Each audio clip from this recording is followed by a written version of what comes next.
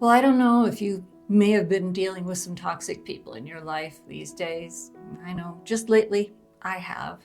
And looking into it, I've found some ways that have been really effective for me to deal with these toxic situations in my life. And I'd like to share that with you because I think it might be helpful to you too. I know that being toxic is not a permanent thing for people. Anybody can change.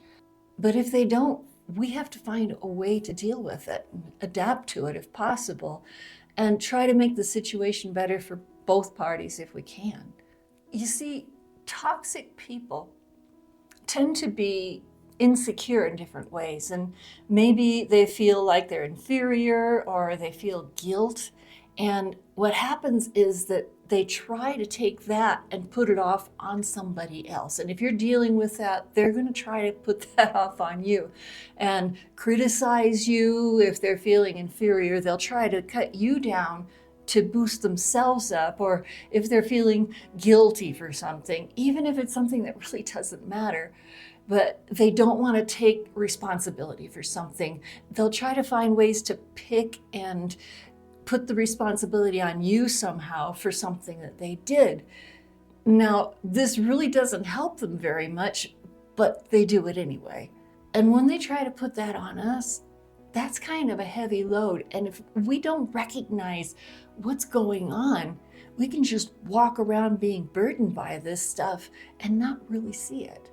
So when I really got to thinking about this, I looked up the word toxic just to see what it really meant. And it comes from the word toxin, which means poison. And I found out that the original word in Latin refers to a poison that is put on the tip of an arrow. Now, that was a pretty graphic description for me, but I saw that it really applies to this situation because people who are toxic, they're trying to get that poison out of them and into somebody else. And you can almost just picture them, with the bow and arrow, and they're shooting this arrow at you. And that arrow is not, of course, a physical arrow, but it's a mental one or an emotional one. And they're shooting these things at you, trying to get them to stick and thinking that somehow that's going to help them, even though we know that it won't. And I started thinking about the fact that just being around that poison or that toxin isn't going to hurt you. The only thing that's going to hurt you if somebody's got a poison arrow, right, is if they shoot it at you and it sticks in you.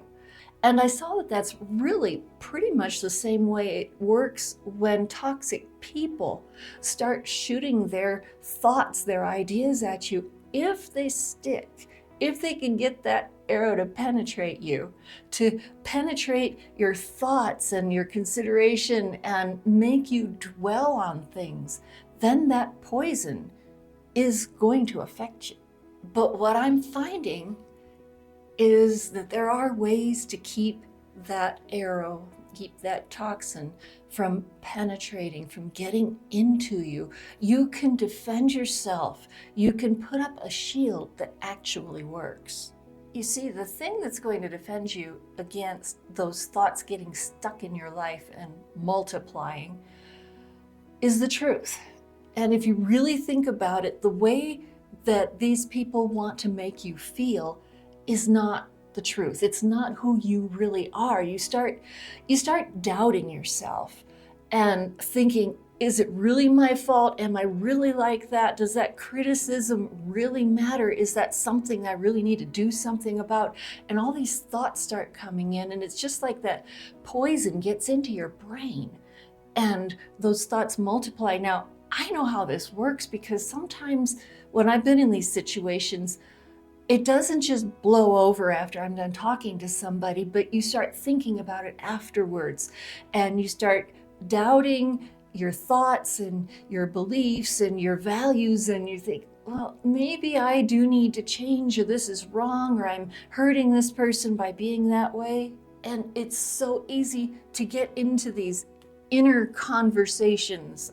Maybe you've done it, I don't know, but where you think that, well, they said this, but I should have said that. And if I'm with them again and they say this, then and you have these little conversations in your head Maybe I just overthink things, but if you do that too, you know what I mean.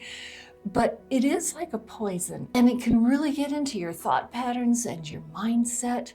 But if you learn how to stop those things from getting in and just look at the truth and think, that is not really true. They're saying that, but just because they're saying that, that doesn't mean that it's true. Or if they're criticizing me for something, then put up that truth and block yourself from receiving that by thinking that is their opinion. That is not my opinion, and that's not really the way it is. Or if they're trying to guilt you about something and you start wondering, well, maybe this and that, just look at it and think, no, they're protecting themselves because they can't handle the responsibility. They can't handle being blamed for something, even if it doesn't matter. But I wasn't to blame for that. It wasn't my responsibility. Really think about it. And most of the time, when you do that, you can iron these things out and they start to make a whole lot more sense. But the key to this is that I don't enter into a debate with the person. I think about my side of it, but I don't just fire back and say, well, no, but this and that, and but you, because if you do that, it's all lost. You can't really make any headway. Don't debate. You don't need to defend yourself in this, because that's exactly what they can't handle. And when you do, it's almost like they shoot that arrow at you and you just pick it up and shoot it back. And really, what good is that going to do? You see, I can accept the fact that I am imperfect. I'm secure enough in who I am to know I'm not perfect, I'm not going to be perfect, and I'll deal with things with myself the best that I can, but I don't have to be perfect. And you see, a lot of people, they can't deal with that. And if they see some kind of imperfection in themselves, they have to adjust it and make it right. But it doesn't bother me to be imperfect. And if it's going to bother them, then they're just going to have to find a way to deal with it themselves. Now, I found that a key to dealing with this can be that when you anticipate something like this coming up and you're going to be with somebody that you know has treated you that way, that has been toxic with you, you can prepare yourself. Know what your strengths are, know what your limitations are, and work at it from there.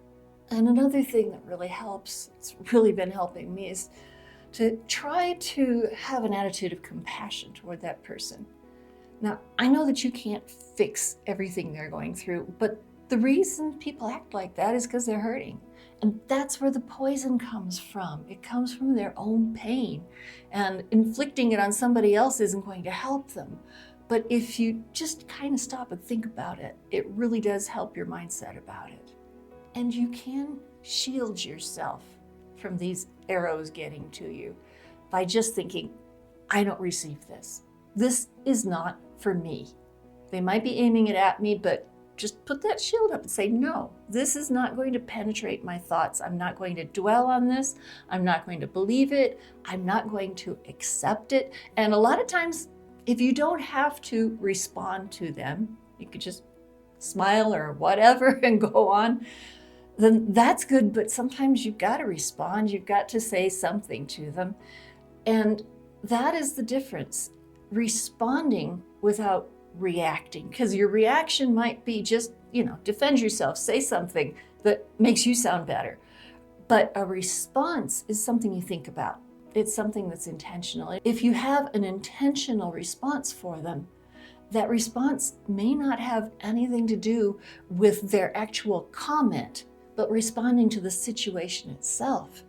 And just moving it away from the criticism or the guilting or whatever it is, and dealing with whatever the situation is at hand. And I know it's going to take a little bit of practice, but when you think about these things and really be realistic about it, then you can get it to where their words and their attitudes and their venom is not going to penetrate you, and it's not going to affect your thoughts and your meditations and the way the rest of your day goes. And you start to realize that their words don't need to change you. Their attitudes don't have to affect you.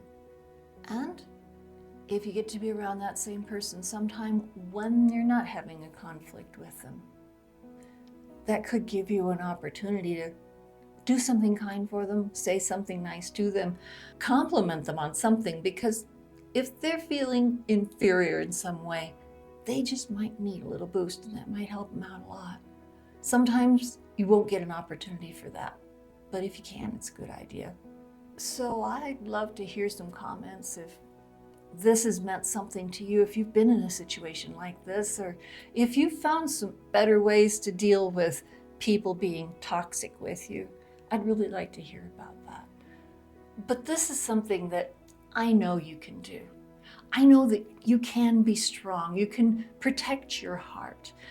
After all, this is a really important part of self-care, and that's self-care at any stage of life. So thanks for watching this video. And I want to recommend another one to you that I just put up a while back, and it's about the 5 most damaging lies that I've told myself. And I'm going to put that up here for you to be able to watch after this. So thanks for watching, and I'll catch you in the next one.